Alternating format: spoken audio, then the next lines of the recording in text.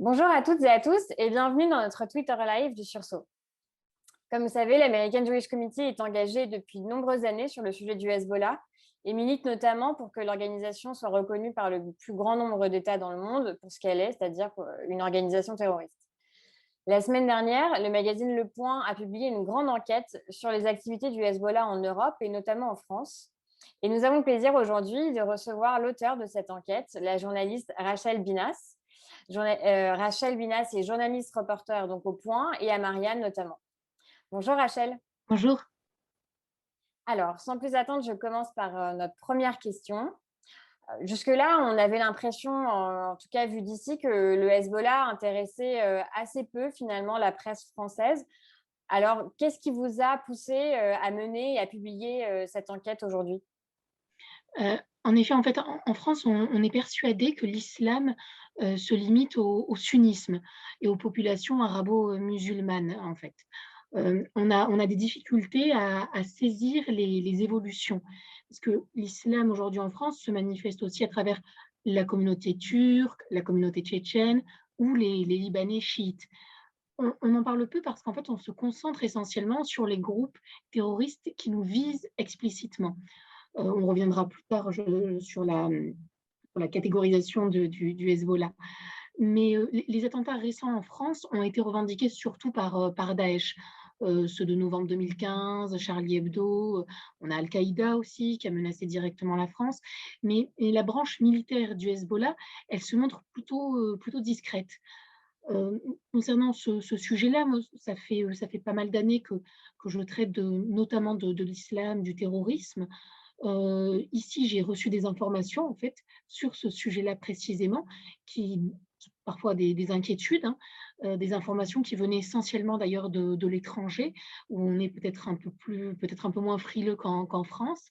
Et donc ensuite, bah, il s'est agi de tirer sur le fil, de tenter de démêler les informations, d'échanger avec des spécialistes, tant en France d'ailleurs qu'en Israël, aux États-Unis, aux Pays-Bas et même en Allemagne. Donc voilà un petit peu la genèse de ce sujet, de cette enquête. Très clair, merci beaucoup. Alors peut-être comme deuxième question, est-ce que vous pouvez résumer pour notre audience les principaux résultats de votre enquête finalement? De quelle nature sont ces activités du Hezbollah en Europe et notamment en France?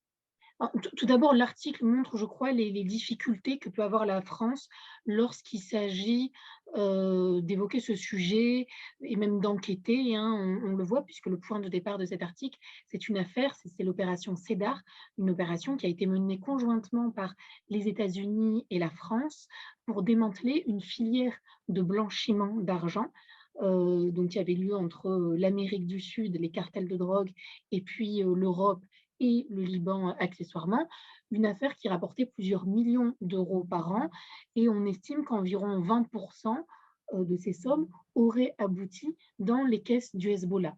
Donc ça, c'est un petit peu la porte d'entrée, si je puis dire, à l'enquête. Les services de la DEA en sont convaincus. Certains des accusés sont en lien avec le Hezbollah. En France, c'est un petit peu plus compliqué puisqu'on n'a pas vraiment enquêté sur cet aspect-là. Le parquet antiterroriste n'a pas été saisi. Et ensuite, bah, une fois qu'on démarre cette affaire-là, on se rend compte ensuite des liens que peut avoir le Hezbollah en Europe, même plus largement, du nitrate d'ammonium qu'il fait circuler notamment en Europe et selon des sources américaines en France. Donc ça serait un lieu comme ça de transfert. Et puis des stocks dans toute l'Europe qui ensuite peuvent être utilisés pour viser des cibles, des intérêts israéliens ou juifs. On a également des informations par le biais d'un groupe de hackers israéliens, Spider Z, qui a publié la liste des clients d'une banque appartenant au Hezbollah. Certains clients sont basés en France. Et puis, à côté de cette activité financière, si je puis dire, parce que le Hezbollah, mais c'est pas le seul, hein, Al-Qaïda fait la même chose, se finance aussi en grande partie avec du blanchiment, avec des affaires de drogue. Pour vous donner un chiffre, 70 aujourd'hui des fonds du Hezbollah viennent de l'Iran. Donc il reste quand même 30 30% à trouver. Et puis donc, je le disais, à côté, il y a ces activités, cette conquête des esprits. Euh, par le biais de centres, notamment cultuels ou culturels, qui décident voilà, de soutenir le Hezbollah. Souvent, d'ailleurs, ça peut aller avec le Hamas. Hein, c'est parfois un groupe comme ça, un duo qui est soutenu. Donc, c'est sur ces deux volets que j'ai enquêté, en effet. Merci beaucoup. Alors, vous le rappelez aussi dans votre enquête, la France et l'Union européenne continuent aujourd'hui de distinguer la branche militaire et la branche politique du Hezbollah. Alors, au vu de ce que vous avez pu analyser sur les activités de l'organisation en Europe et en France, au vu des acteurs qui sont impliqués ici, est-ce que cette distinction vous paraît aujourd'hui pertinente ou est-ce qu'au contraire, elle nous empêche ici en Europe et en France d'empêcher le Hezbollah de poursuivre ses activités? Alors, déjà, il faut remonter un tout petit peu pour comprendre justement le rapport qu'entretient la France avec le Hezbollah. En février 2000, Lionel Jospin, qui est alors Premier ministre, a été violemment pris à partie par des étudiants palestiniens devant une université parce qu'il avait qualifié, alors qu'il était en visite en Israël, le Hezbollah, donc libanais, de terroriste. Il a été rappelé à l'ordre par Chirac. Le statut réservé au Hezbollah, en effet, il ne fait pas l'unanimité dans la communauté, au sein de la communauté internationale. Les États-Unis, le Canada, les Pays-Bas l'ont classé comme entité terroriste. Ce n'est pas le cas de la France, notamment en raison de nos relations en fait avec le Liban. C'est-à-dire qu'on marche un peu sur des œufs et on a décidé de mener, de manière en tout cas diplomatique, un petit peu une politique du en même temps. C'est-à-dire qu'on décide de distinguer la branche militaire, est classée donc comme terroriste, de la branche politique. C'est la solution qui a été trouvée. Difficile à dire, est-ce que réellement une classification un peu plus ferme, semblable à celle des États-Unis, nous protégerait vraiment? Parce que derrière, il y a aussi la question des moyens qui se posent.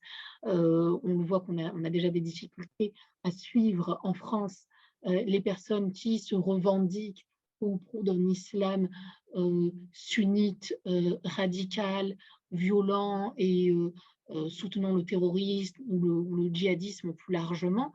Euh, Est-ce que ça changerait quelque chose si le Hezbollah, symboliquement, oui, c'est certain, mais ensuite on ne pourra pas se faire l'économie de moyens pour pouvoir suivre ces mouvements-là.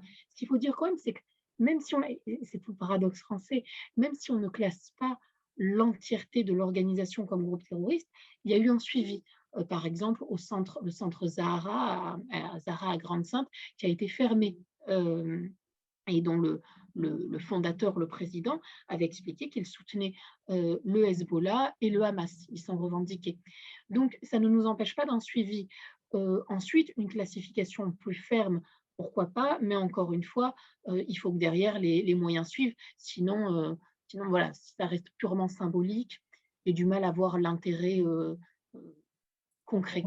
Mm -hmm.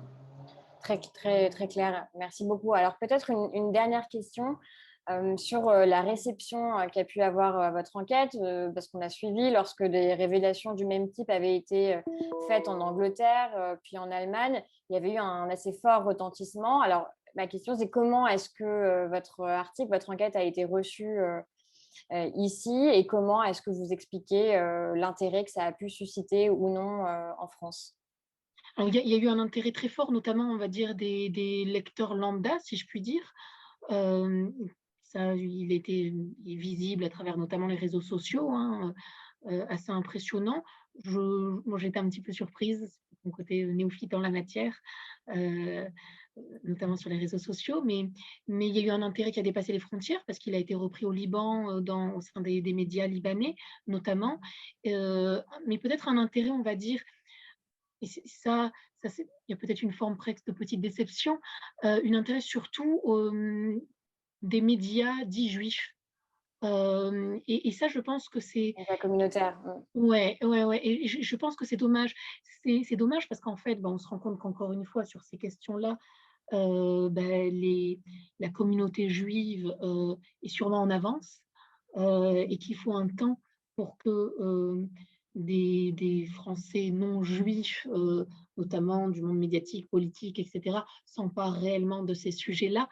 Heu, donc un intérêt, ça qui n'est pas négligeable du tout, mais avec voilà une prépondérance de la part des Français juifs qui en effet sont un peu plus alertes en fait sur ces sujets-là, de manière générale, hein, c'est le Hezbollah ou un autre sujet, il y a un intérêt qui est tout particulier parce qu'il y a aussi une connaissance, je pense, qui est un petit peu plus forte, un petit peu plus solide. D'accord, ouais, très bien. Merci beaucoup pour ces réponses. Merci Merci à vous, d'avoir accepté notre invitation et puis à bientôt. à bientôt. Au revoir.